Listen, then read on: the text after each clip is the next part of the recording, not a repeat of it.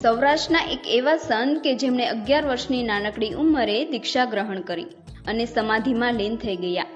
આ સંત માત્ર ભારતમાં જ નહીં પરંતુ આખા વિશ્વમાં જાણીતા બન્યા, જેમણે 1962માં ભારત અને ચીન વચ્ચે થયેલા વિશ્વયુદ્ધ દરમિયાન ભારતના સૈનિકોને મદદ કરવા માટે પોતાની ઝૂંપડી વેચી દીધી અને તેમાંથી જે પૈસા આવ્યા તે સૈનિકોની મદદ માટે મોકલી દીધા અને બસ ત્યારથી જ તેમને રાષ્ટ્રસંતની ઉપાધિ પ્રાપ્ત થઈ. તો કોણ હતા આ મહાન સંત અને તેમનું નામ શું હતું? આ જાણવા માટે વિડીયોના અંત સુધી અમારી સાથે જોડાયેલા રહો.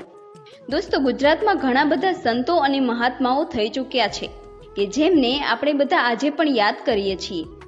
તેમાંના જ એક એવા સંત છે કે જેમને રાષ્ટ્રસંતની ઉપાધિ પ્રાપ્ત થઈ હતી. તેમણે ભક્તિની સાથે સાથે દેશની સેવા પણ કરી હતી.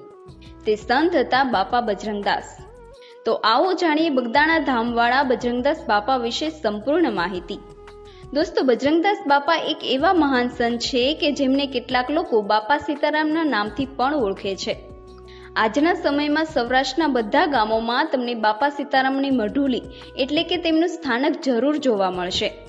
બાપા સીતારામ માત્ર ભારતમાં જ નહીં પરંતુ આખા વિશ્વમાં પ્રખ્યાત છે.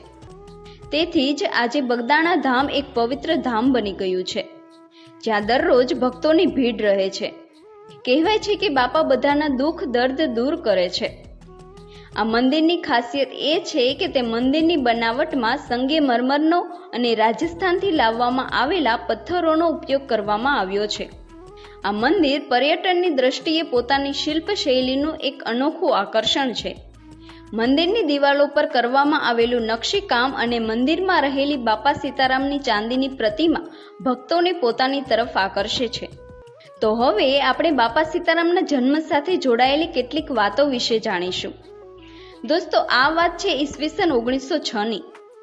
ભાવનગરના આધેવાડા ગામમાં હીરદાસજી રામાનંદી અને તેમના પત્ની શિવકુંવરબા રામાનંદી રહેતા હતા. શિવકુંવરબા ગર્ભવતી હતા અને ત્યારે તેઓ તેના પિયરમાં જઈ રહ્યા હતા. ત્યારે રસ્તામાં તેમની પ્રસૂતિની પીડા શરૂ થઈ. આ દરમિયાન તેમની નજીક એક હનુમાનજીનું મંદિર હતું, જેથી કેટલીક મહિલાઓ તેમને તે મંદિર સુધી લઈ ગયા.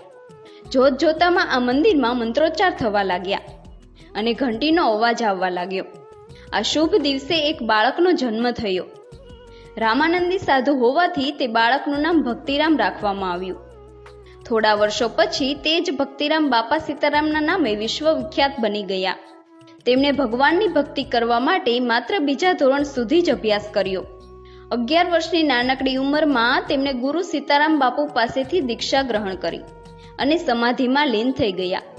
ભક્તિરામ બાપુ જ્યારે ગુરુ દક્ષિણા આપવા માટે સીતારામ બાપુ પાસે ગયા ત્યારે સીતારામ બાપુએ કહ્યું કે તું સ્વયં ગુરુ અવતાર છો, મારે તારી પાસેથી કંઈ જોઈતું નથી, પરંતુ મારે તને કંઈક આપવું છે. ત્યારે ભક્તિરામે કહ્યું કે જો તમારે મને કંઈક આપવું જ હોય તો મને એક એવો મંત્ર આપો કે જેનાથી રામ નામનો જાપ હંમેશા મારા મુખ પર રહે. ભક્તિરામની આ વાત સાંભળ્યા બાદ સીતારામ બાપુએ ભક્તિરામને એક નવું નામ આપ્યું અને આ નામ હતું બજરંગદાસ. ગુરુ જ્ઞાન લીધા બાદ બજરંગદાસ બાપાએ દેશના અલગ અલગ ભાગોમાં ભ્રમણ કર્યું. તેઓ ઈસવીસન 1941માં પાછા બગદાણા આવી ગયા. ત્યાં બાપા સીતારામને બગદાણા ગામ, બગડ નદી, બગડેશ્વર મહાદેવ, બગદાલમ ઋષિ અને બગદાલમ કુંડ જેવા 5 મૂળ તત્વો મળ્યા. 1951માં તેમણે ત્યાં એક આશ્રમની સ્થાપના કરી અને 1959માં તે આશ્રમમાં એક અન્નક્ષેત્ર શરૂ થયું. ત્યારબાદ વર્ષ 1962માં જ્યારે ભારત અને ચીન વચ્ચે વિશ્વયુદ્ધ થયું ત્યારે ભારતના સૈનિકોની મદદ કરવા માટે બજરંગદાસ બાપાએ પોતાની ઝૂંપડી વહેંચી દીધી અને તેમાંથી જે પૈસા આવ્યા તે પૈસા ભારતના સૈનિકોને મોકલાવી દીધા. બસ ત્યારથી જ તેમને રાષ્ટ્રસંતની ઉપાધિ પ્રાપ્ત થઈ.